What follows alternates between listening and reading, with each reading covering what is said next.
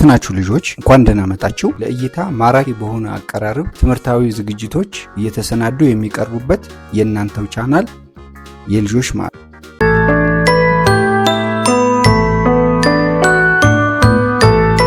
በባለፈው ኑ ልጆች ሂሳብ እንማር ቁጥር 4 ለሮማንስ ቁጥሮች ተምረናል።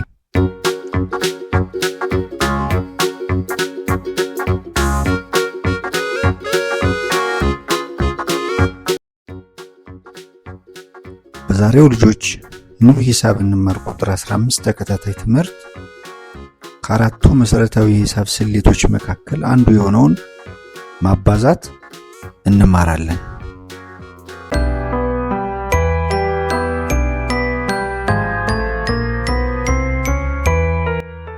ይህ የምታዩት የማባዛት ምልክት ነው።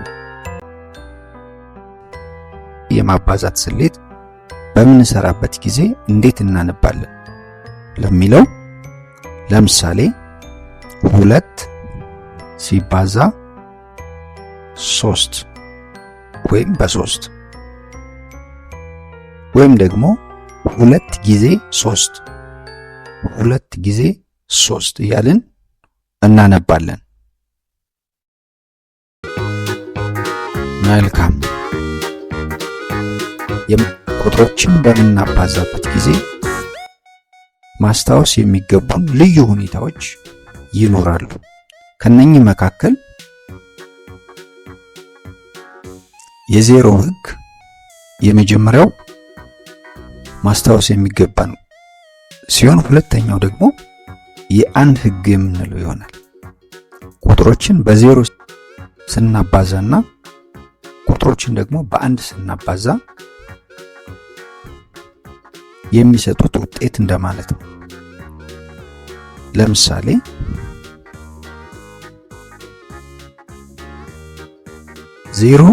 ዜሮ ሲባዛ 0 እኩል ይሆናል 0። 0 ከየትኛውም ቁጥር ጋር ሲባዛ መልሱ 0 ነው። ለምሳሌ 0 ሲባዛ በ1 እኩል ይሆናል 0። እዚህ ጋር እንደምታዩት 0 ሲባዛ በ1 እኩል ይሆናል 0። 10 ሲባዛ በ0 እኩል ይሆናል 0።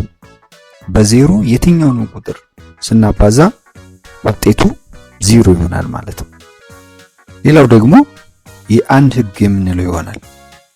ማንኛውም ቁጥር በአንድ ሲባዛ መልሱ ያው ራሱ ቁጥር ይሆናል ማለት ነው። በምሳሌ 1 ሲባዛ በ5 እኩል ይሆናል 5። 12 ሲባዛ በ1 እኩል ይሆናል 12። ስለዚህ እዚህ ጋር እንደምታዩት 1 ሲባዛ በ31 እኩል ይሆናል 31። 1 ሲባዛ በ40 እኩል ይሆናል 40። ስለዚህ የትኛውንም ቁጥር በአንድ ስናባዛ ውጤቱ ያው ራሱ ቁጥር ይሆናል ማለት ነው። በጣም ጥሩ።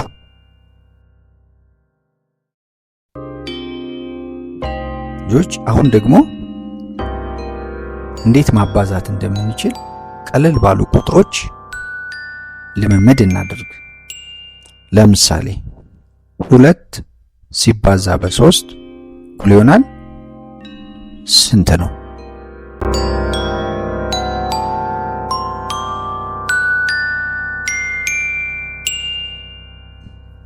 ይህንን በቀላሉ ለመረዳት 2 ግሩፕ ያላቸውን አፕሎች እንጠቀም። ግሩፕ 1 ላይ ያለው የአፕል ብዛት 3 ሲሆን ግሩፕ 2 ላይ ያሉት የአፕል ብዛት ደግሞ 3 ናቸው። 2 ሲባዛ በ3 ማለት 2 ጊዜ 3 ማለት ነው። 2 ሲባዛ በ3 ማለት 2 ጊዜ 3 እንደማለት ነው። በሌላ መንገድ ግሩፕ 1 ላይ 3 አፕሎች አሉ። ግሩፕ ላይ ደግሞ ሌላ ተጨማሪ 3 አፕሎች አሉ። ስለዚህ 2 ጊዜ 3 አንድ 3 ግሩፕ ላይ አለን፣ ሌላ 3 ደግሞ ግሩፕ 2 ላይ አለን። ስለዚህ 2 ጊዜ 3 ማለት 2 ጊዜ 3 አፕሎች። ስለዚህ እነኚህን 2 ጊዜ 3 አፕሎች ስንደምራቸው 6 ይሆናሉ ማለት ነው። yes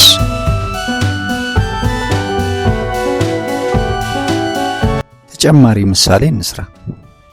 4 ሲባዛ 2 እኩል ይሆናል ስንት ነው? ወይም በሌላ አባባል 4 ጊዜ 2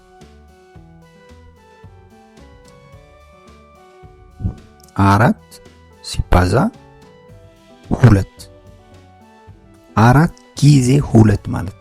ይህንንም የበለጠ ለመረዳት ከዚህ ቀጥሎ ያሉትን የአፕል ምሳሌዎች በጥንቃቄ ተመልከቱ።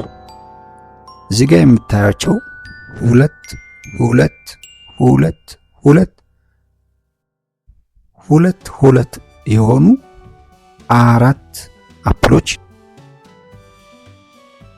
4 ጊዜ 2 4 ጊዜ 2 ወይም 4 ሲባዛ በ2 ማለት አፕሎቹ በተደረደሩበት መንገድ ማስላት እንችላለን። እዚህ ጋር እንደምታዩቸው የአፕሎቹ ብዛት ስንት ይሆናል ማለት ነው? 8 ይሆናል ማለት ነው። ስለዚህ 4 ሲባዛ በ2 እኩል ይሆናል 8። 4 ጊዜ 2 አፕሎች 4 ጊዜ 2 ማለት ሐሳቡን በዚህ መንገድ መረዳትና በዚህ መንገድ ማስላት እንችላለን ማለት ነው።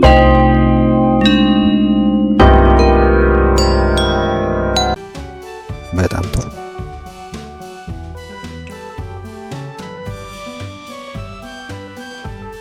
አንድ ተጨማሪ ምሳሌ እንስራ። 3 ሲባዛ 5 እኩል ይሆናል ስንት ነው? 3 ጊዜ 5 የበለጠ ለመረዳት በዚህ መንገድ እናስቀምጥ። እዚህ ጋር የምናያቸው የ5 ብዛቶች ስንት ነው? 3 አምስቶች አሉ። እዚህ ጋር 5 ሲደመር 5 ሲደመር 5 እኩል ይሆናል 15።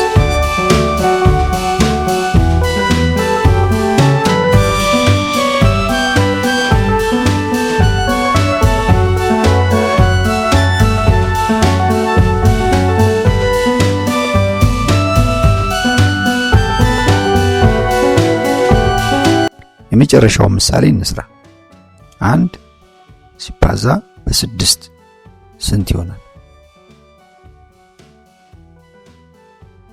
1 ሲባዛ በ6 መልሱ 6 ነው። ምክንያቱም ቀደም ሲል እንዳየነው የትኛውም ቁጥር በ1 ሲባዛ መልሱ ያው ቁጥር ይሆናል ብለናል።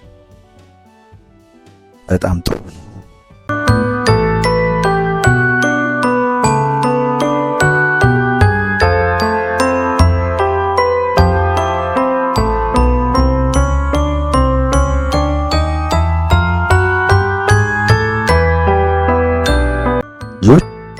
የማባዛት ስሌት ለመስራት እዚህ ጋር የምታዩት የብዜት ሰንጠረዥ ብዙ ጊዜ በደብተሮቻችን የመጨረሻ ሽፋን አካባቢ የሚገኙበት ሁኔታ ይኖራል። ወላጆቻችሁ የብዜት ሰንጠረዥ እንዲሰጧችሁ ወይም ደግሞ እንዲያቀርቡላችሁ በመጠየቅ ይህንን የብዜት ሰንጠረዥ ደጋግማችሁ ፕራክቲስ ማድረግና መለማመድ እጅግ በጣም ጠቃሚ ነው። ስለዚህ ይህንን እንድታጠኑ አበረታታችኋለሁ። መልካም።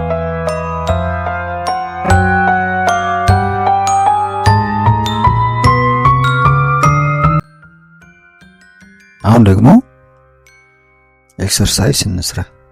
እርሳስና ወረቀት አዘጋጁ።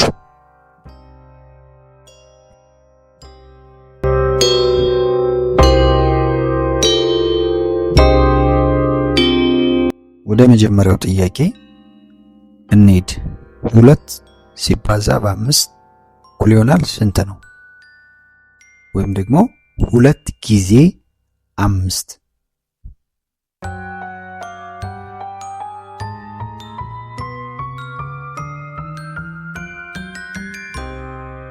2 ጊዜ 5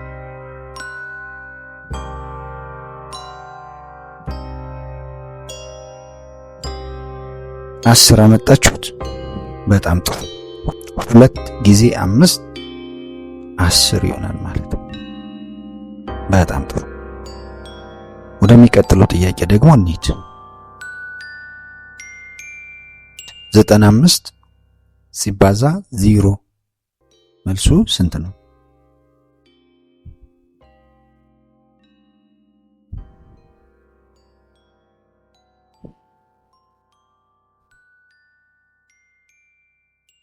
ዘጠና አምስት ሲባዛ 0 እኩል ይሆናል 0 አላችሁ። በጣም ጥሩ። እንደዚህ ከመለሳችሁ በትክክል መልሳችኋል። ጎበዞች ልጆች። እንግዲህ በዛሬው ትምህርታችን የማባዛት ምልክትን በማባዛት ስሌት ጊዜ እንዴት እንደምናነብ